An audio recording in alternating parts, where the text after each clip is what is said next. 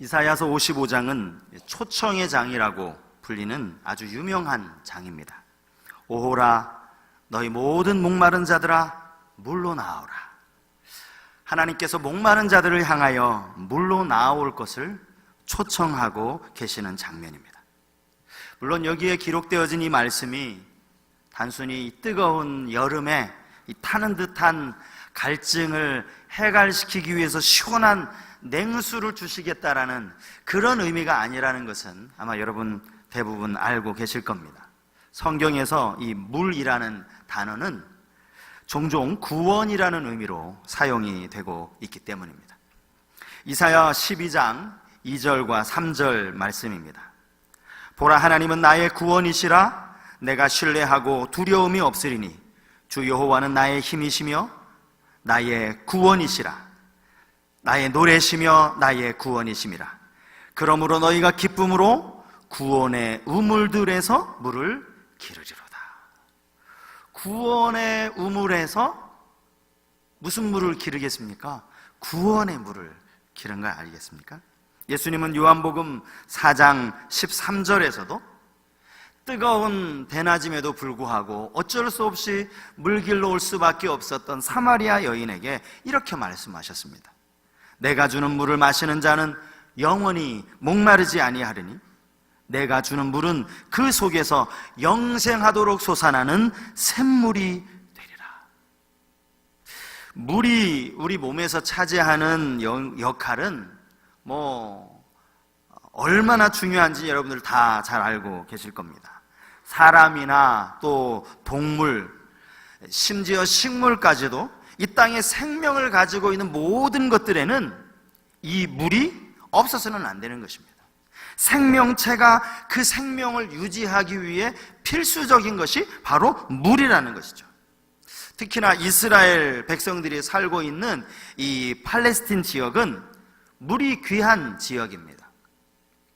비가 많이 오지 않는 그런 나라라는 것입니다. 연평균 이 강수량이 약 700mm라고 하는데 우리나라의 한 절반 정도밖에 안 된다고 합니다. 그러니 더더욱 물의 소중함이 절실한 나라가 이스라엘 아니겠습니까? 왜 성경이 구원에 대해서 말씀을 하시면서 이 물이라는 단어를 상징으로 사용을 하셨는지 우리는 여기에서 충분히 짐작을 할 수 있을 것 같아요. 우리의 인생에 있어서 물만큼이나 우리의 영혼에 있어서 구원만큼 중요한 것이 없기 때문입니다. 세상에 어떤 것과 바꿀 수 없는 것이 바로 우리 영혼의 구원이라는 것이죠. 날마다 호화로운 잔치를 즐기면서 자색 옷과 고운 베옷을 입고 다니는 한 부자가 날마다 자기가 먹고 싶은 음식을 잔뜩 먹으면서 그렇게 지낸다고 해서 그 사람이 다른 사람들보다 더 오래 사는 것은 아닙니다. 우리랑 똑같이 이 땅에서 죽음을 맛볼 수밖에 없는 것이죠. 그렇게 해서 그가 죽은 후에 가는 곳이 어디겠습니까? 누가복음 16장 23절 24절에 보면 이런 말씀이 나옵니다. 그가 음부에서, 여기서 말하는 그는 이 부자를 말하는 거거든요.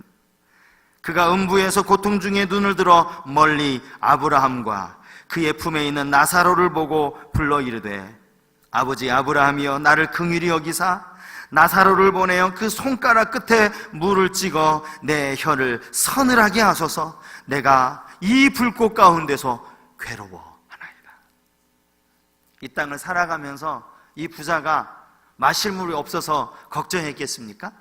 아마 물 중에서도 최고로 좋은 물 마시면서 그렇게 살지 않았겠어요? 그런데 지금 죽음 이후에 그의 모습이 이 구원의 샘물을 마시지 못해서 음부에서 고통당하는 이 비참한 모습이 오늘 본문에 기록이 되어져 있다는 것입니다. 세상에 어떤 것보다 구원이 소중하다는 이 사실을 아는 것, 사실은 이것보다 더 큰 문제가 오늘 본문에 기록이 되어져 있는데 그것이 뭡니까? 사람들은요 어떻게든 이 영적인 목마름을 해결받고 싶어 합니다. 구원에 대한 갈망을 가지고 있어요. 문제는 전혀 다른 곳에서 이 생수를 찾는다는 것입니다. 오늘 본문 2절을 통해 느낄 수 있는 하나님의 안타까운 탄식이 바로 그것입니다. 너희가 어찌하여 양식이 아닌 것을 위하여 은을 달아주며 배부르게 하지 못할 것을 위하여 수고하느냐. 이것이 더욱 안타까울 수밖에 없는 이유는 1절에 나와 있습니다. 여러분, 1절의 두 번째 문장을 한번 보시겠습니까? 돈 없는 자도 오라. 너희는 와서 사 먹되 돈 없이 값 없이 와서 포도주와 젖을 사라. 하나님께서 이 구원의 생수를, 이 구원의 샘물을 공짜로 주시겠다라는 거예요. 공짜로. 돈 없는 자도 오라라는 이 말씀 가운데는 두 가지 의미가 들어있다고 생각합니다. 하나는 이 구원은 돈으로는 살 수 없다라는 거예요. 세상의 구원을 어떻게 돈으로 삽니까? 여러분, 이 구원의 값을 매길 수가 있겠습니까? 얼마를 줘야 내 영혼의 구원을 살 수 있겠어요? 값을 매길 수 없을 만큼 값지고 소중한 것이 바로 구원이라는 거예요. 또 하나의 의미는 그렇기 때문에 이것을 하나님이 그냥 주시겠다는 거예요. 어느 누구도 돈 주고 살 수가 없기 때문에, 아니 어떤 값을 치르고도 살 수가 없기 때문에 하나님께서 은혜로 선물로 다 거저 주시는 거예요. 공짜로 받을 수 있게 하나님이 이런 놀라운 은혜를 베풀어 주셨다는 겁니다. 그럼에도 불구하고 이 사실을 모르는 사람들이 전혀 구원과 상관없는 일에 헛수고하는 모습이 하나님 마음을 안타깝게 하는 거예요. 본문 2절에 양식이 아닌 것을 위하여 은을 달아준다는 이 말이 의미하는 게 뭐겠습니까? 헛된 곳에 자기 재물을 허비하는 것을 의미해요. 은을 달아준다라는 말이 자기의 재산을 쓰지만 그 재물을 사용하지만 헛된 곳에 사용하고 있다라는 이야기입니다. 배부르게 하지 못할 것을 위하여 수고한다는 말도 같은 의미죠. 내 육체의 노동, 내 시간을 들여서 애쓰고 수고하지만 그것이 아무런 만족도 가져다 줄 수 없다라는 그런 의미입니다. 시편 127편에 지혜의 왕 솔로몬이 이런 고백을 하지 않았습니까? 너희가 일찍이 일어나고 늦게 누우며 수고의 떡을 먹음이 헛되도다. 저는요, 우리가 이 땅에서 겪는 가장 억울하고 안타까운 일 중에 하나가 바로 이런 경우가 아닌가 싶어요. 열심히 노력도 하고 때로는 내 재산도 막 투자해 가면서 내 시간과 열정까지 다 바쳐가지고 그렇게 수고를 했는데 결과가 아무런 열매도 없는 거예요. 이게 성공을 위한 하나의 준비 과정으로서의 실패라면 괜찮죠. 그거에 얼마든지 필요하겠죠. 그러나 그것이 아니라 아무런 유익도 없는 그러한 헛수고, 그야말로 헛수고가 되는 거예요. 시간도 드리고 열정도 드리고 재산도 드리고 있는 힘껏 최선을 다했는데 결국에 아무것도 남는 게 없는 거예요. 아무것도 헛된 것으로 끝나는 거예요. 차라리 돈 이만큼 돈 뭉치를 가지고 다니다가 길에서 흘려가지고 잃어버렸다면 그건 좀 덜 안타까울 수 있어요. 차라리 누군가에게 내가 가진 재산을 빼앗기면 속으로 에이 잘 먹고 잘 살아라 하고 욕 한번 하고 잊어버릴 수 있어요. 근데 이거는요, 이 일을 위해서 새벽같이 일어나요. 밤늦게까지 땀 흘리면서 수고합니다. 그런데 아무것도 얻는 게 없는 거예요. 이것만큼 안타까운 게 어디 있습니까? 이것만큼 아까운 게 어디 있어요? 하나님이 백성들을 보실 때 바로 이런 모습이라는 거예요. 딱 그 모습이라는 거예요. 결국에는 허무하게 끝날 일을 가지고 수고하는 모습이 안타깝다라는 것입니다. 여러분, 우리의 삶이 이렇게 안타깝고 허무한 결과를 낳지 않기 위해서 오늘 주시는 말씀에 우리 모두가 귀 기울일 수 있기를 바랍니다. 하나님께서 말씀하시는 방법, 우리 안에 참 구원의 기쁨과 영적인 해갈의 감격을 누리기 위해서 우리가 가져야 할 태도가 무엇인가? 첫 번째는 죄에서 돌이켜 회개해야 한다는 사실입니다. 본문 7절 말씀입니다. 악인은 그 얘기를, 불의한 자는 그의 생각을 버리고 여호와께로 돌아오라. 그리하면 그가 긍휼히 여기시리라. 우리 하나님께로 돌아오라. 그가 너그럽게 용서하시리라. 이 구원의 생수를 마시기 위해서 먼저 해야 될 것이 있는데, 그것은 자신의 죄악된 길에서 돌아서는 것입니다. 회개의 열매를 맺는 것입니다. 여기서 말하는 이 그의 길을 버리라 했을 때의 이 그의 길은 옛사람의 생활 방식을 의미하는 것입니다. 그의 생각 역시 마찬가지입니다. 본문 7절이 악인이라는 말로 시작한다고 해서 이거는 악인들, 이 교회에 있는 성도들이 아니라 저 교회 밖에 믿지 않은 악인들에게 해당되는 이야기라고, 이방 민족들에게 하시는 말씀이라고 여러분 오해하시면 안 됩니다. 이거는 이스라엘 백성들에게 하나님께서 하시는 말씀이에요. 용서를 전제하고 하나님께서 주시는 말씀이라는 것입니다. 이 말씀은 오늘 이 시대에 믿음 생활을 하고 있는 우리 모두에게 동일하게 들려주시는 하나님의 말씀이라는 거예요. 예수님을 믿고 난 이후에도 여전히 옛사람의 방식대로 살아가는 사람들이 우리 주위에 얼마나 많이 있는지 모릅니다. 예수 그리스도 안에 있으면 새로운 피조물이라, 이전 것은 지나갔으니 보라 새 것이 되었도다. 우린 이 구절 너무나 잘 알고 있어요. 그런데 가만히 보면 새 것이 된 게 아니라 옷만 바꿔 입은 거예요. 옷만. 멀리서 보면 뭔가 달라진 것 같은데 가만히 가까이 와서 들여다보면 속 사람은 하나도 달라진 게 없는 거죠. 제 안에도 이런 모습이 분명히 있을 거예요. 우리 모두에게도 다 마찬가지일 겁니다. 예수를 오래 믿었지만 여전히 우리 안에 바뀌지 않는 것들이 있다는 거예요. 그러므로 우리는 먼저 하나님 앞에 회개하지 않으면 안 됩니다. 우리 안에 있는 잘못된 생각을 버려야 됩니다. 이것을 버리지 않고는 아무리 교회 오래 다녀도, 아무리 열심히 봉사해도 소용없어요. 우리는 날마다 우리 자신의 삶을 돌아보며 죄악된 모습을 회개해야 한다고 오늘 본문이 우리에게 가르치고 있습니다. 또 본문은 진정한 회개가 무엇인지를 우리에게 가르치고 있는데요, 회개는 후회하는 것이 아닙니다. 내가 실수했네. 아이고, 내가 이거 잘못 생각해서 잘못 결정했네. 이것을 깨닫는 것이 회개가 아닙니다. 회개는 먼저 버리는 것이고 그 다음에 여호와께로 돌아가는 것입니다.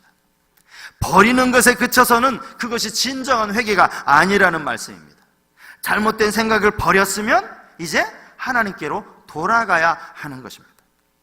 본문 7절에 돌아오라라는 이 단어는 히브리어로 슈브입니다. 슈브.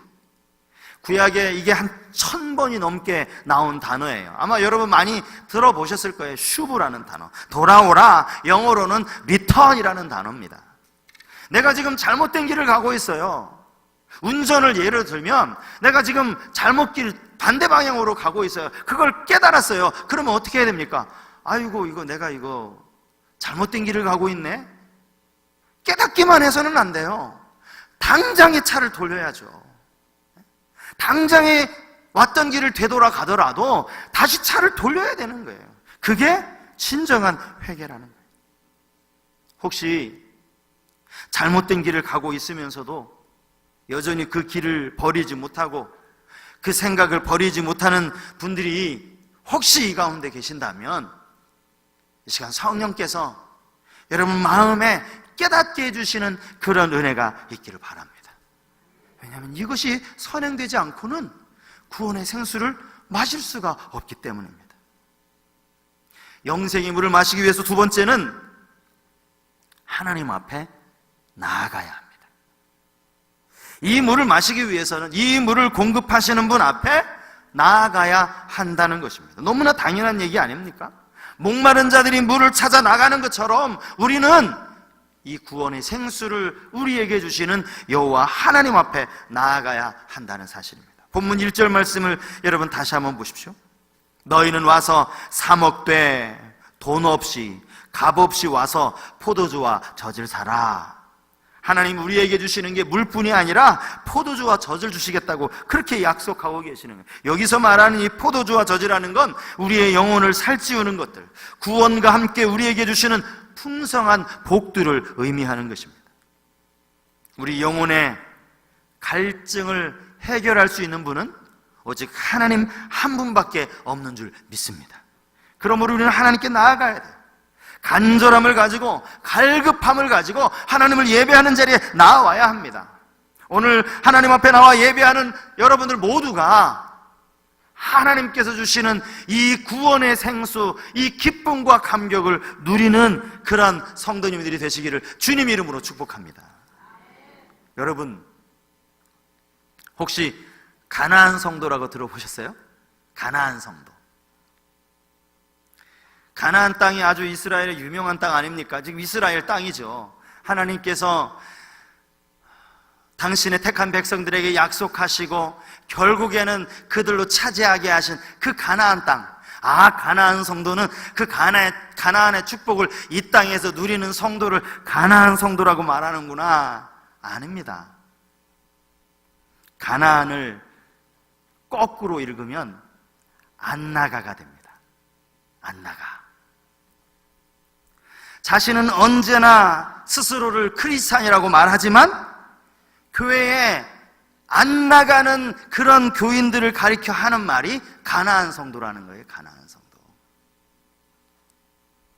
이들이 교회 나가지 않는 이유에 대해서 여러 가지 나름 이유가 있습니다. 분명히 타당한 이유가 있어요. 교회의 이중적인 모습에 실망했다라든지, 무조건적으로 믿음만 강조하는 것에 거부감이 들었다든지, 기존 교회에 대한 의심과 불신 때문에 교회 안 나간다. 그런데 여러분, 시간이 지날수록 이 가나안 성도가 증가하고 있다고 합니다.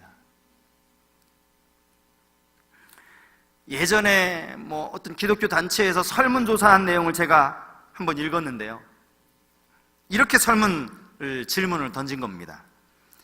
주일 예배는 교회에서 드려야 한다고 생각하십니까?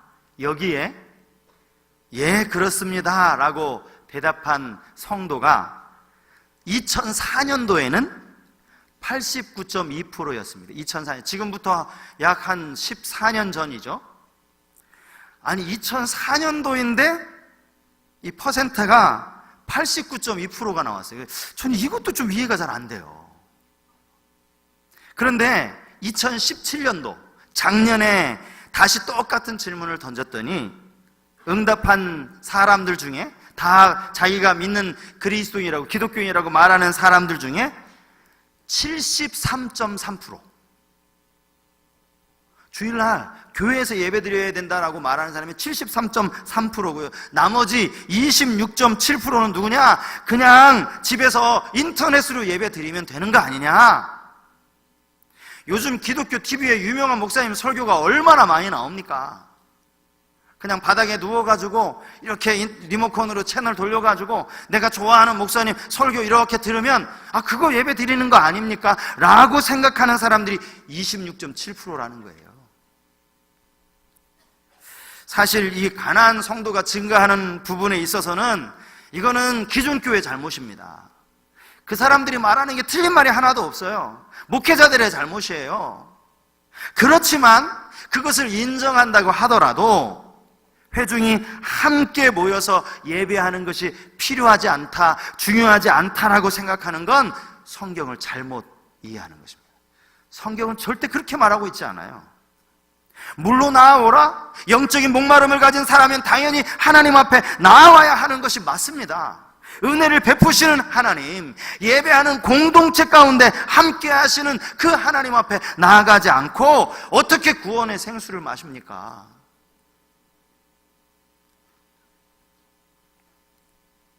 마지막 세 번째는 하나님의 말씀에 귀를 기울여야 한다는 사실입니다. 오늘 보면 3절 말씀인데요, 너희는 귀를 기울이고 내게로 나와 들으라. 그러면 어떻게 될 것이라고 약속하십니까? 너희의 영혼이 살 것이라. 2절 말씀도 마찬가지입니다. 내게 듣고 들을지어다. 그리하면 너희가 좋은 것을 먹을 것이며 너희 자신들이 기름진 것으로 즐거움을 얻으리라. 우리 영혼의 즐거움을 얻을 것이라고 하나님은 그렇게 약속하고 계시는 겁니다.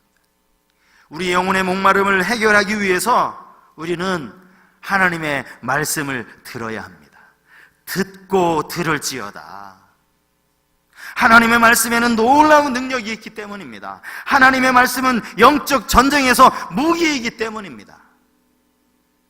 수많은 사람들이 하나님의 말씀을 통해 그의 인생이 변화를 받지 않았습니까? 사실은 제가 이렇게 이것을 의도했던 게 아니에요. 여러분, 가만히 보니까 제가 설교 중에 말씀 가까이 한다고, 얼마 전에 제가 성경 암송 좀 하시라고 막 이렇게 설교하지 않았습니까?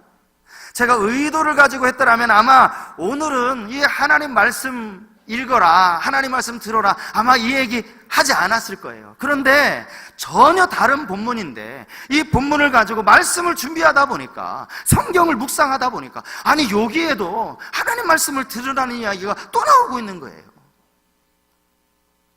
그만큼 전혀 다른 본문인데도 성경 어디를 펴서 읽어도 우리의 신앙생활을 위해서, 우리가 구원의 기쁨을 누리고 영적인 감격을 누리고 이 땅에서 누리는 많은 영적인 복을 누리려면 하나님 말씀 가까이 해야 된다는 이야기가, 이게 뭐 성경을 펴면 다 거기에 연결이 되는 거 아닙니까?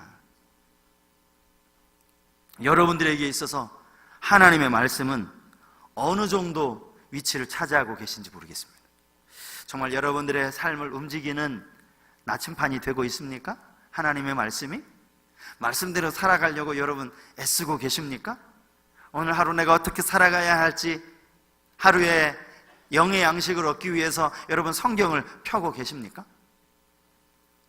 구약의 아모스 선지자는 장차 임할 기근에 대해서 이렇게 선포하고 있습니다. 아모스 8장 11절 이하의 말씀인데요, 우리 아모스 8장 11절부터 13절까지 말씀을 우리 자막을 보시면서 우리 다 같이 한번 세 절 말씀 같이 읽도록 하겠습니다. 같이 읽겠습니다. 주 여호와의 말씀이니라. 보라, 날이 이를지라.